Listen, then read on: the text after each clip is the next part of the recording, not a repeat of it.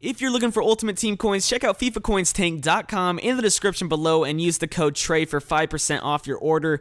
Enjoy the video. What is up, guys? TRayALLDay here, and welcome to episode number 39, I think now, of my Fulham career mode. We're taking on Krasnodar for the first game of this episode. Just a few short days later, we're taking on Newcastle, and then about midweek of the next week, we're taking on Manchester United. So 3 pretty decent games here for this week, but like I said, the Newcastle game is only a few short days after this one, so we can't really play our full starting 11, which sucks because, as you can see from the table, I think we kind of need a win here. If we get a win, I think it almost solidifies us going into the next round, unless we lose our next 2 games and Krasnodar win their next 2 games after we beat them this game, if we beat them this game. So that is what I'm going to try to do. This is the lineup I'm going with, as you can see on your screen. Try to put in as much first-teamers as I could without, Berahino might be a first-teamer. I don't think he is. Oxlade-Chamberlain definitely is, and Kulu is. Haidara's questionable at the moment. He's been in pretty bad form. Those would be our only real first-teamers in the squad at the moment, and I think we have enough replacements for the next game that I don't really need to be worrying about playing them in this one. So we're just going to go ahead and give them a chance, let them lead out the young ones for this game against Krasnodar. Without any further ado, let's do this. I almost forgot, we actually have a youth squad monthly report before we get into the game. Axel Vidal, one of the players, 59 to 77 rated. Not the greatest of players, if I'm honest. Doesn't look that great. We'll just keep him in there for the time being, but, actually, fuck it. We're just going to get rid of him right now. Victor Santoso. Let me know if you want me to sign him right now. I'm not really sure we need him. 63 to 67 is probably the max overall he's going to get, considering we did sign him before May 1st of last season, and May 1st is the date where regens in the youth squad tend to go up by overalls, and so I don't think it would go up again May 1st. If it does, you should let me know in the comment section, but I don't think it does. So if you want me to sign him right now, let me know in the comment section. That would be greatly appreciated. And who was Hugo Dingome? Why does it say they have a report? What? You guys can read that, right? We have an updated report in the following. Hugo Dingome. Okay, whatever. And also, Florentine Pogba is a bit, still disappointed that his wage hasn't been increased, but I don't want to raise it because, I need the money in January to sign a backup left back. Unless, of course, we sign Santoso and he ends up being really good that he can play both fullback positions. Fofana, we've been playing at left back as a backup left back, but actually starting left back at the moment because Haidara has been in awful form. But Fuka Masuaku was the guy we were going to go for in the transfer window, of course, but the board didn't give us any money until after the transfer window ended, which was really, really stupid. So, of course, we can't do that, but let's kick on to the game right now, finally. Go. Saint-Maximin through their whole defense. Alan Saint-Maximin tucks it in, 29th minute, and he gets the first goal for us to really solidify our advance in Europa League. Let's take one last look at the goal itself. Running through the whole defense and just tucking it past the keeper, 1-0. Nice ball. Berahino puts it wide. He was offside, I think. No, it's a penalty. Oh, okay. Alrighty then. I will freaking take it. Ragnar getting a yellow card there. What a freaking beast of a name. And there it is. Okay, I guess a little bit harsh maybe. I honestly didn't see a penalty until I honestly thought it was an offside. That's why they blew the whistle, but I guess not. And Berahino's going to step up to take this one. Last time we gave it to Oxlade-Chamberlain, he missed, and Berahino's probably our best penalty taker, if I'm honest. We'll take a look really fast. Yeah, 74. I mean, there's probably no need. Oxlade-Chamberlain was 69. That's probably why we missed, in all honesty. But we got this. Saido Berahino. He's going to freaking chip the keeper. There he is. Saido Berahino chipping the keeper. 2-0 in the 68th minute. That's pretty fantastic. We'll take one last look at it just to, salvage it. 2-0. Nice ball from Dembele. Oxlade-Chamberlain over the top. Berahino from the volley. What a save from their keeper. Corner. Come on, Oxlade. Whipping that one over. Dembele. Woo.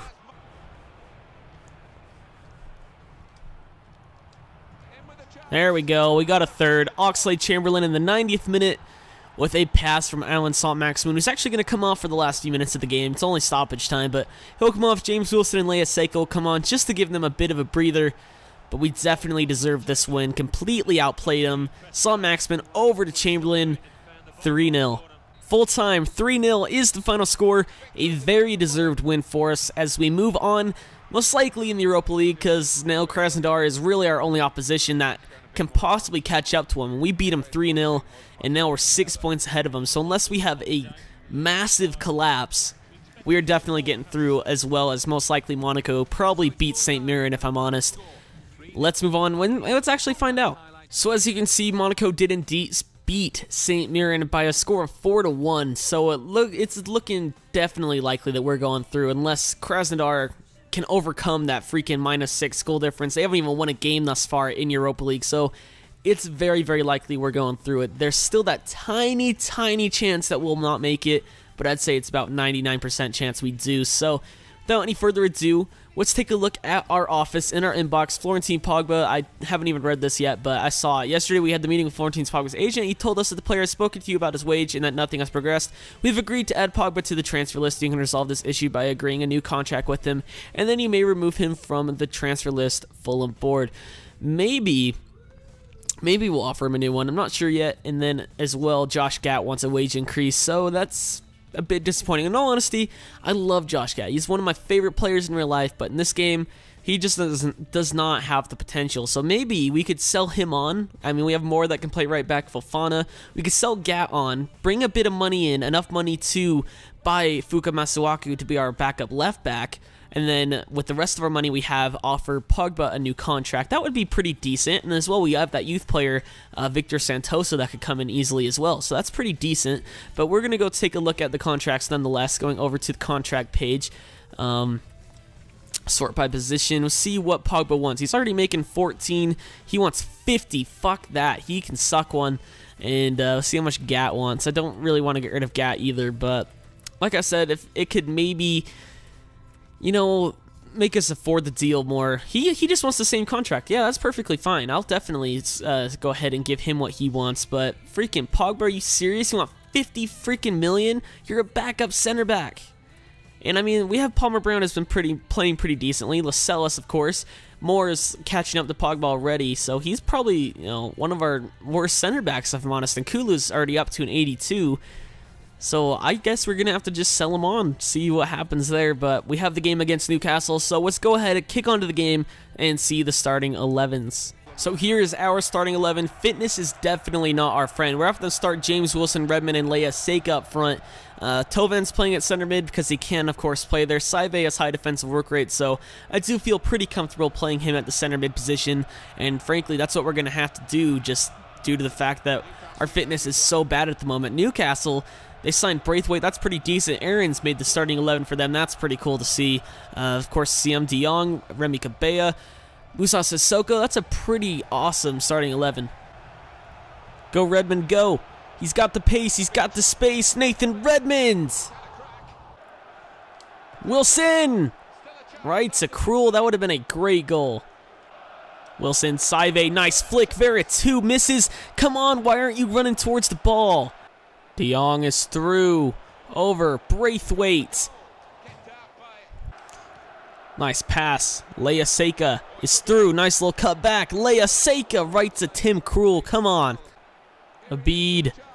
Oh my god, what a great goal from Mehdi Abid, who is a glitch player in career mode. He's like 85 rated for Newcastle.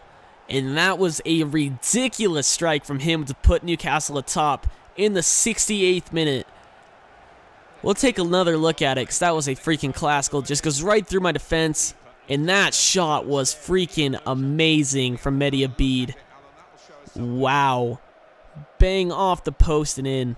3 subs forwards just to bring us back into the game. Saint-Maximin coming in at the left forward position. Berahino to striker.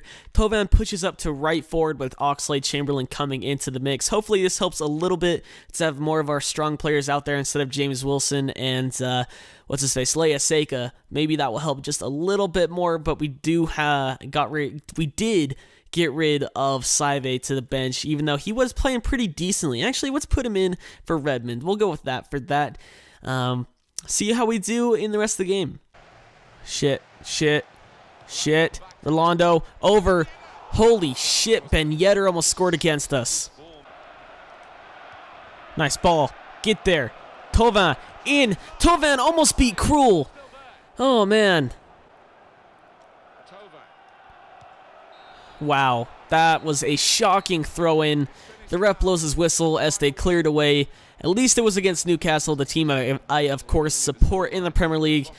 But 1-0 definitely wasn't the result we were after. They are behind us in the table, so that definitely doesn't help us in the Premier League. But we have been having a lot of fitness issues, so I can use that as an excuse. I fully can. We are advancing on the Europa League, so at least that's happening for us, but we're just not doing good enough in the Premier League. But our next game is against our old friend Paul-Georges Antep in the Premier League against Manchester United. Let's go see the starting 11s for that game or see if anything happens beforehand. Josh Gatt will be staying at the club for another year at least because he did accept the contract offer we sent him. Great news.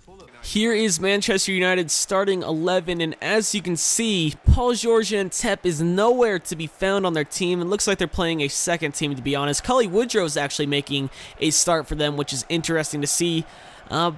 Still pretty interesting that Antep is nowhere to be found. I did read an article on here that said he was not performing well at their club, so maybe we could bring him in next year. I don't think we can get him in January, but maybe next year we could bring him back to Fulham where he is loved by all the fans. And there is our lineup. Dembele, we're giving him a chance up front. Let's see what he can do. Thauvin, forward, Berahino, go, Saido, over, what is that? Westwood, strike it, and it goes off the side netting. Oh my good lord, I saw that coming the whole way. After we missed the header, I knew they were going to score. Fucking ridiculous. 1-0, they take the lead in the 44th minute. Halftime, Veretout is going to come on for Ashley Westwood. Not really sure what other changes we're going to make at the moment. I'm pretty happy with the rest of the team. The rest of the team is performing just fine. Maybe... yeesh. Fuck it, let's do it. Redmond's going to come on for Haidara. Fofana's going to go back and play left back.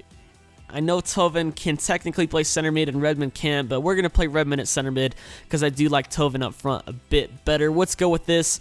Look at the stats. We're doing pretty decently so far. 47% possession for them, 53 for us. Pretty even game. Come on. Thauvin taking it away. Can't tuck it past Lindegaard. Are you kidding me? Go. Thauvin. Forward. Redmond. Can't tuck it past Lindegaard. He was offside, though. Fuck's sake. Dembele, get there. Thauvin almost crept in, for fuck's sake. Full time, 1-0 the final score. A very undeserved win for Manchester United. That goal was absolutely AIDS.